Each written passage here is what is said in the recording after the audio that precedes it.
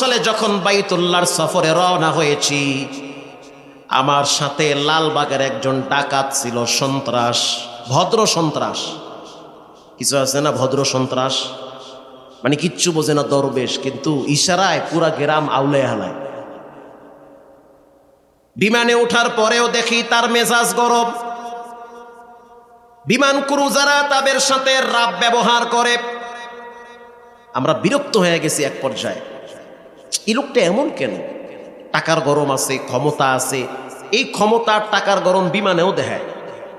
ছিটটা নিচে নয় না, কি লেগে টাকা দিয়ে আমি কি হজে আইবার লাগছি না, কি লেগে ছিটটা নিচে নামে না। এ ধাক্কা ধাক্কি বিমানে শুরু করছে। হ্যাঁ, সামনে পানি দিছে খান, পানি তো বেশি ভালো লাগবার লাগছে না, কফি দাও আমারে। মানে পুরা গরম সে। 6 ঘন্টা বিমানে থাকার পরে যখন জেদ্দা এয়ারপোর্টে বিমান ল্যান্ড করল,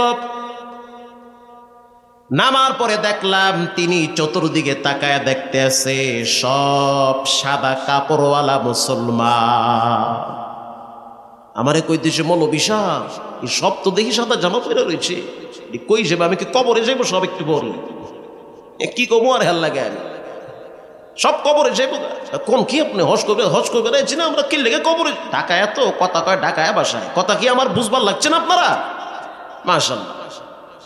কিছুক্ষণ পরে দেখলাম বেচারার দিল নরম হয়ে গেছে। এরপরে আমরা একটা বাসে চড়ে যখন চলে গেলাম হেরেমের ভিতরে, যাওয়ার পরে পরিবেশটা অন্যরকম মনে হয়, এক আলাদা জগতে আসছি। এটা কোন জগৎ? এটা আলাদা এক জগৎ।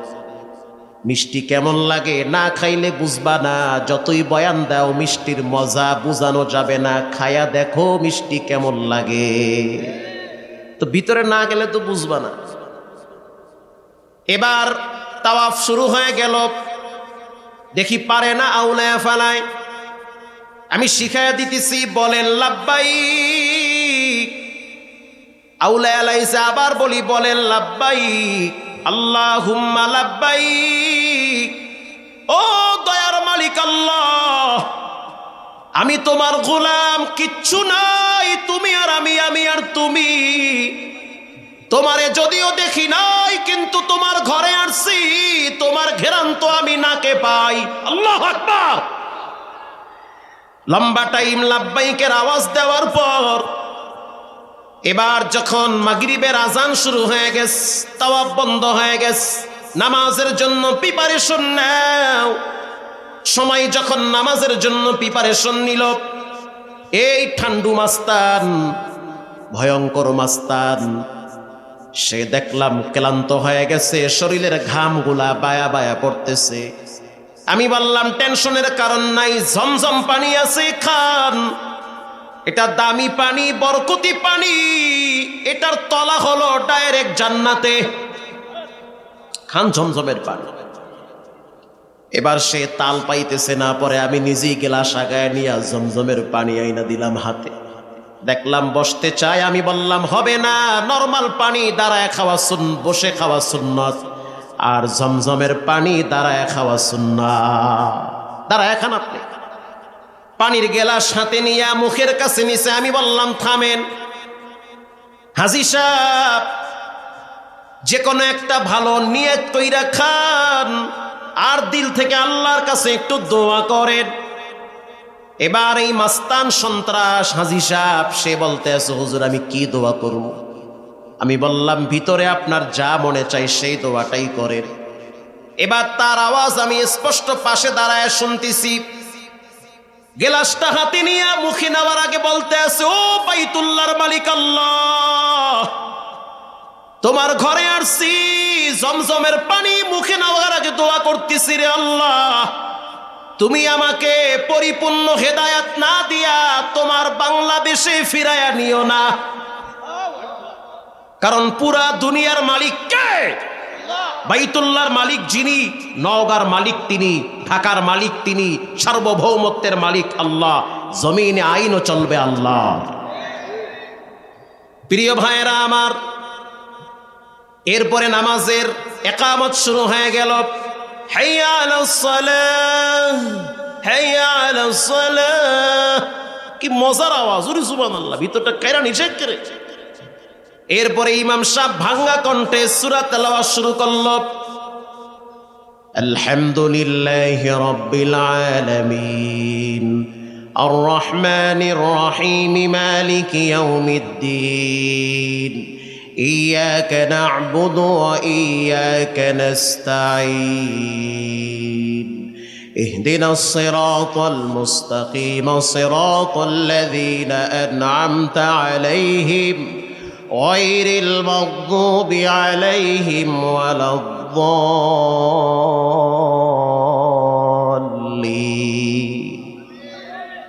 খারায় রয়েছে বাবার মতো, এত মজা কি পড়তেছি, মনে হয় বেহেশতি পড়া পড়তেছে। এরপরে তেলাওয়াত শুরু করলো সূরায়ে হুমাযা।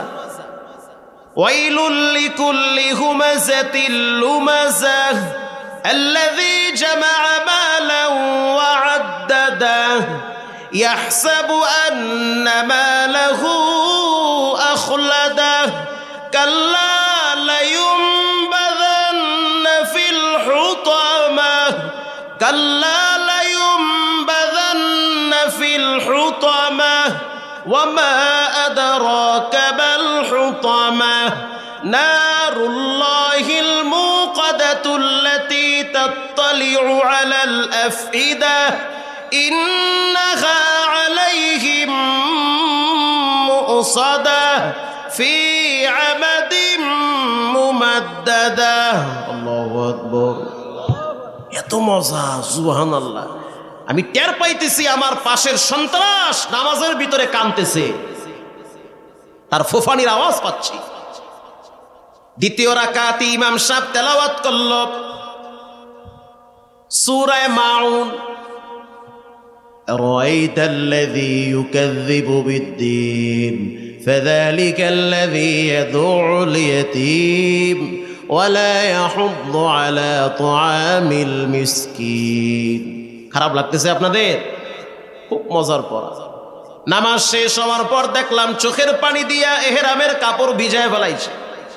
ও হাজী সাহেব, কেন কাঁদিন? বলে আমি কাঁদি না, কে যেন আমার কলিজাটা নরম বানায় দিছি, গুনাহ করে করে আমার কলব শক্ত বানাইছি। আনন্দ করার জন্য কক্সবাজারে গেছি, হাসি দেওয়ার জন্য কুয়াকাটায় গেছি, থাইল্যান্ডে গেছি, জাপানে গেছি, জার্মানে গেছি, কত জায়গায় গেছি আনন্দ বিনোদন করার জন্য। দুনিয়ার আনন্দ রং তামাশা গুনার কারণে আমার কলব শক্ত হয়ে গেছি। চোখে পানি নাই, কান্নার আওয়াজ নাই। যখন আমি নামাজে দাঁড়াইছি কোরআন তেলাওয়াতের আওয়াজে কে যেন আমার শক্ত দিলটা নরম বানায় দিছে। প্রিয় ভাইয়েরা আমার, জন্য কোরআন প্রত্যেকটা মানুষের জন্য পড়া জরুরি। বাচ্চাদেরকে কোরআন শিখান, কোরআন পড়ান, কারণ যে কোরআন পড়ায়, যে কোরআন শিখায়, তাদের মতো ভালো মানুষ আল্লাহর জমিনে আর কেউ নাই। সুবহানাল্লাহ। প্রিয় ভাইয়েরা আমার, রব্বুল আলামিন সূরা আরাফে বলেন, আনফালে বলেন, যার ভিতরে 5টা গুণ থাকবে তার জন্য বিনা হিসাবে জান্নাতের গেট খুলে দেওয়া হবে। এটা মরার পরে। 2 নম্বরে দুনিয়ার ভিতরে তাকে 2টা পুরস্কার দেওয়া হবে। লাহুম দারাজাতুন ইনদা রাব্বিহিম ওয়া মাগফিরাতুন ওয়া রিজকুন কারীম। হয় না? আরো জোরে ভলিউম বাড়ায় বলেন আল্লাহু আকবার। মাশাআল্লাহ। আল্লাহ আল্লাহ মিকুনাত লাইলু নাহার, আল্লাহ আল্লাহ মিকুনাত শামসু হাজার। প্রিয় ভাইরা আমার, যার ভিতরে 5টা গুণ থাকবে, দুনিয়াতে পুরস্কার 2টা হবে, মরার পরে হবে 1টা। দুনিয়ার প্রথম পুরস্কার হলো লাহুম দারাজাত, 5 গুণওয়ালা ব্যক্তির মর্যাদা সম্মান বাড়ায় দিবেন একজন, তিনি হলেন কে? ওয়া মাগফিরাতুন ওয়া রিজকুন কারীম। মুহাদ্দিসিনে কেরাম বলেন 2 নম্বরের মর্যাদা দেওয়া হবে, তার অতীতের সব গুনাহ আল্লাহ মাফ করে দিবে। 3 নম্বরে তাকে উত্তম রিজেকের ব্যবস্থা করা হবে। তাহলে যার ভিতরে 5টা গুণ থাকবে, 5 গুণওয়ালা বন্ধু হও, পাঁচ গুণওয়ালা ব্যক্তি হও, পাঁচ গুণওয়ালা বান্দা হয়ে যাও। এক নম্বরে দুনিয়ার ভিতরে সম্মান বাড়ায় দিবে, দুই নম্বরে দুনিয়ার ভিতরে রব্বুল আলামিন রিজেকের ব্যবস্থা করবে, তিন নম্বরে যত গুনাহ থাকবে সব ক্ষমা করে দিবেন কে? এবার আসেন পাঁচটা গুণ কি থাকা লাগবে।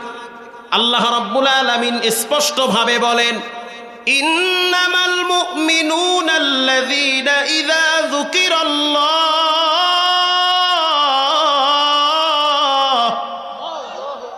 এক নম্বরের গুণ ভিতরে ঈমান থাকা লাগবে। বলেন কি? তিন জিনিসের নাম ঈমান।